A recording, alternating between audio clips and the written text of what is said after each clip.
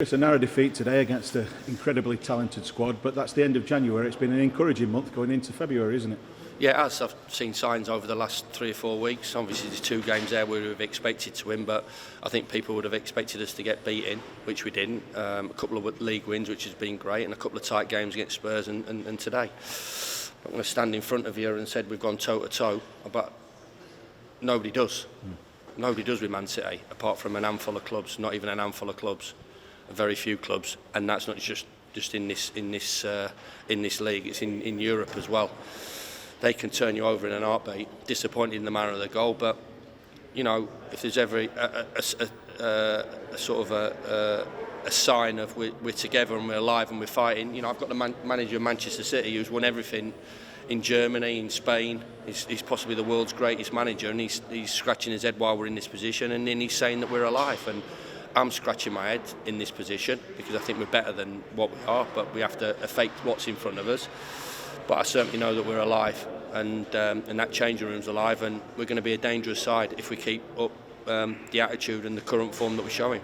Another measure of respect from Manchester City, 86, 87 minutes, they're shouting for their guys to go into the corner, to run the clock down a little bit. That shows a little bit that they were the threat from your team. Yeah, I don't want to pat on the back, as I said to the players, for losing games, you know. But there's a manner in how you go about it, and a manner that if you sometimes get beat, and how you go out the front door, out the back door, and we for the majority of the time go out the front door fighting and kicking and screaming and punching, and we did. You know, the game plan was always to stay in the game. I think it'd be very naive of people to think that we can all of a sudden just play this free-flowing football and chuck men forward, because they just crush you and take the game away from you very, very quickly, as they've done to loads of teams over the past 2, 3, 4, 5 years.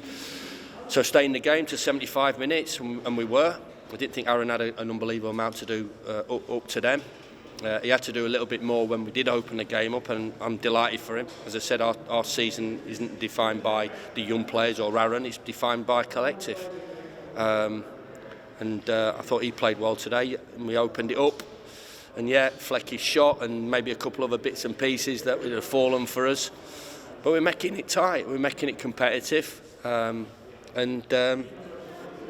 And yeah, we're not going to play Man City every week. We're not going to play Man United every week. We're not going to play Spurs every week. We're going to play some good sides, and we're going to play some different sides. But we've given ourselves, I just got a feel that we've given ourselves a real fighting chance. And there's that feel in the changing room. And I'll keep that going, and hopefully the players will keep that going. And let's make it as uncomfortable as possible for those teams above us.